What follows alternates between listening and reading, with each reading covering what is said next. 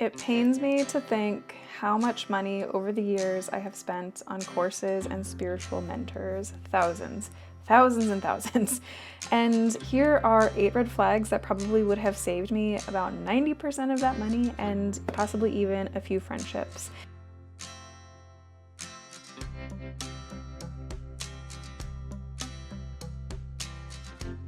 Hey there, welcome or welcome back to Ponder and Practice. I am Dr. Catherine Hoffman, naturopathic doctor and human design reader. Today we are diving into the video that I really could have made some good use of about 10 years ago, which is how to vet spiritual teachers, courses, coaching, modalities so that you don't get scammed and waste all the money that I wasted. So if you are ready to build your toolkit without all the hype, go ahead and hit that subscribe button and the notification bell. It is free to you so that you never miss a practice. Now, the spiritual industry is absolutely booming to the tune of $2.2 billion in the US last I heard. But of course, with that money up for grabs, there are a lot of predators out there, a lot of people who are really good at very slick and engaging and convincing marketing. And I have seen folks lose thousands to unqualified quote-unquote gurus, and certainly, like I said, I have made these mistakes myself. So today, we want to change that.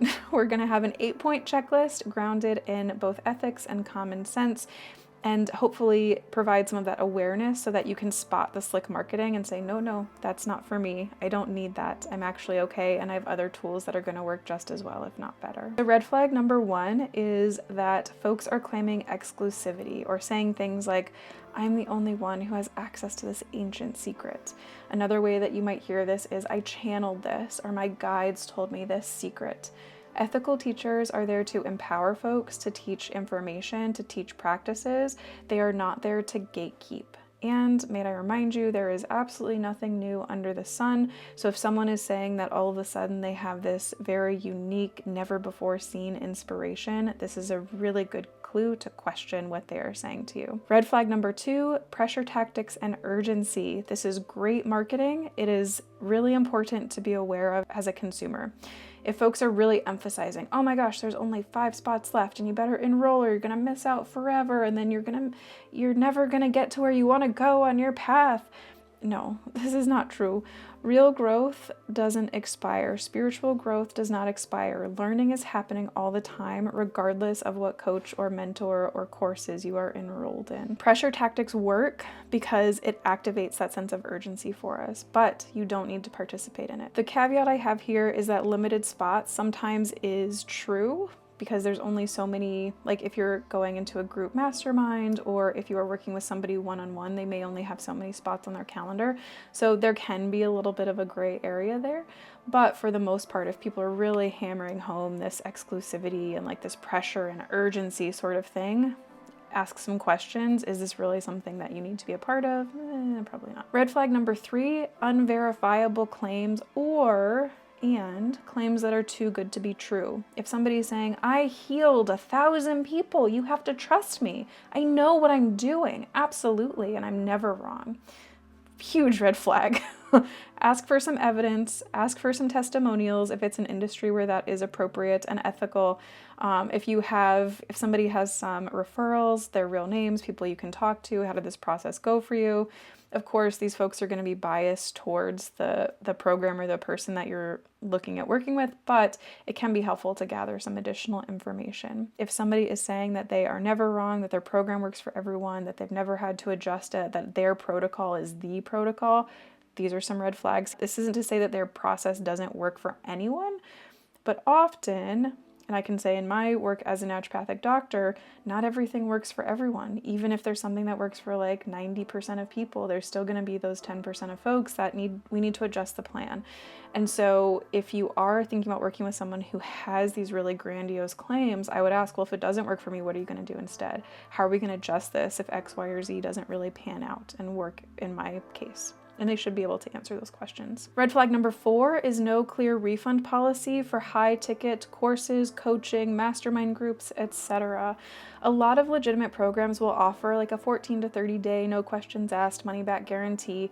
And so you want to keep an eye out for what is that refund policy. Potentially if you're shelling out $1,000, $2,000, multiple thousands of dollars on something. Red flag number 5, discouraging questions. Things like just trust the process, or, oh, we don't need to talk about that. That's not really relevant to what we're doing. Or why would you ask that question? Some folks are really good about flipping questions back on people to be like, oh, I'm concerned that you're asking this question. Why would you be asking this right now? You're asking a question because you have a question. There doesn't need to be judgment around that. And so if you are getting pushback for questions that you're asking, this is a massive red flag. Run the other way. Good teachers and good providers, good coaches will welcome critical thought. They will welcome your questions. They will be happy to talk through things with you. This is part of the joy of teaching, is answering questions and explaining things in new ways, and strategizing with folks about, oh, this isn't working for you. Okay, tell me more about that. Like, what questions do you have? How can we make this fit better for you? If there is a good reason to trust the process, sometimes there should be a rationale. And they should be able to explain that rationale in clear and simple language. And if there is this process that does need to be trusted, because it really does just take some time to kind of get things in place and see the fruits of those strategies bear out, how long is that expected to take reasonably? And this should come without an upsell. It shouldn't be, oh, this is going to take 6 months and then you're going to re-up for the next 6 months. No, like, this is what it takes, and then you go from there. You don't need to buy another thing if you don't want to buy another thing. Red flag number 6, severe lifestyle incongruence. We see this a lot in social media. I don't spend a ton of time on social media, but every now and again I kind of tap in and see this happening. But if somebody is preaching minimalism and like they're on a private jet, I have questions. Are you practicing what you preach? Are you walking the talk? If folks aren't, and this is hard to tell online, and there is that distance between online persona and real life, appropriately so in some cases, but if it's a very extreme discrepancy that's observable, this is a red flag, and probably you want to go in a different direction. Red flag number 7, every testimonial is glowing. Nobody has anything critical to say. There should be some critical feedback. This is helpful. This is how we get better. There isn't anyone that everybody likes. That person doesn't exist. Not everybody gels with everybody else. And so if you're only seeing glowing feedback, this is a red flag that it's been very, very, very highly curated, and probably you should be asking some additional questions. Red flag number 8, your own physical reaction. So if you're looking at somebody's sales page, are you feeling like tense and tight and sort of like, oh, I don't know? Or are you feeling like, oh yeah, I'd like to check this out. Like, this seems like a really good direction. Are you feeling curious and interested, or like, oh, I'm not sure about this? Trust your somatic no. To learn more about that, check out a couple videos back. I did a video on somatic decision making that can be super helpful. We put out a 4-step process in that.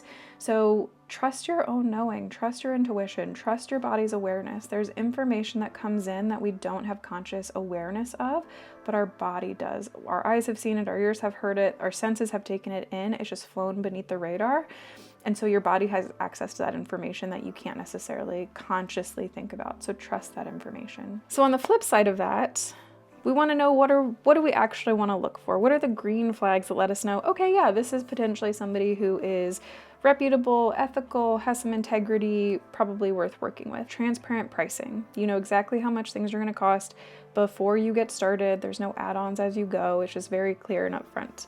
Diverse testimonials. Maybe they're not all glowing. Maybe some folks have some nuanced testimonials, God forbid. Hey, I really like this piece of it. I didn't quite jive so much with this piece of it. But overall, not a bad experience. This sort of a thing. Also, you want to look for somebody who is encouraging you to integrate with your own knowing. Yes, take practices, take tools, take strategies, but you need to be able to integrate those in your own system in a way that makes sense for you. So if somebody is preaching like, yes, take these things, do what you want to do with them, take what works, leave the rest, fantastic.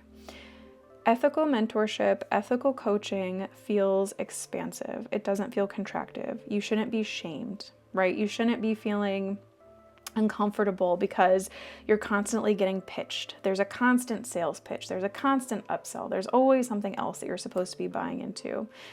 You should feel comfortable to voice your concerns and to be able to say no when needed. If somebody comes to me, we've been working together, and they say, you know what, I don't know, I feel like I need to find somebody else. This really isn't working. Okay. Tell me more. How do we support you in that process? Whether that means finding somebody a new referral, whether that means, okay, do we want to change our strategy and have a time set about we'll continue to work together, for the next 3 months and see how it goes, and then, we'll do a referral, or is it like, it's time for you to go now? That should be a conversation that is relatively straightforward. So how do you find folks who are worth working with, who are worth your money? Start with referrals. See who are your friends, family, coworkers. Have they worked with somebody that you're trying to work with? Ask them about it. Check certifications as needed. Are there state certifications, national certifications? Is there a license involved? Check on these kinds of things to make sure that you're working with somebody who is at the forefront of that particular field. Try a trial offering first if that is available. As an alternative, if folks offer an initial free consultation call, take them up on it. Give them a call. See how you feel during that call. How does your body respond to that conversation? And then, of course, as always, trust your body's awareness. If something looks really good, you feel really good about it, you've read the sales page, maybe you've seen their social media, you're like, oh yeah, like this is it, totally. And then you get on that consultation call, and then all of a sudden your gut's like, oh no, this is not the thing, like that tension and tightness and maybe like a sinking feeling. Trust that. That body awareness is worth its weight in gold, essentially. If you are on a consultation call and somebody's giving you a hard sell, it's perfectly reasonable and okay to say, if you're not comfortable saying no at that moment, even if you know you don't want to do it, obviously you can say no. It's fine. They'll get over it. They're in sales. Not a big deal. But if you're not comfortable doing that, it's also totally reasonable to say, I don't know, I'm going to think about it. I'll call you back if I'm interested. Keep that script, even if you're getting ready for a consultation call, you're worried about it, write it down, put it on your computer or on your desk or wherever you are to keep that handy, and then you can just read it if you're getting to a place where you're like, this isn't gonna work for me. And of course, if this has saved you from a bad investment, hit that thumbs up button if you think maybe this will at some point save you from a bad investment if you're in the market for coaching or mentorship or courses or masterminds or what have you. Hit that thumbs up button and comment below. I would love to hear, what's the worst red flag that you've seen that you maybe like warned you off and you successfully got out of a thing or didn't engage in it, or a red flag that you ignored and then maybe it didn't go so well. I'd love to hear your stories.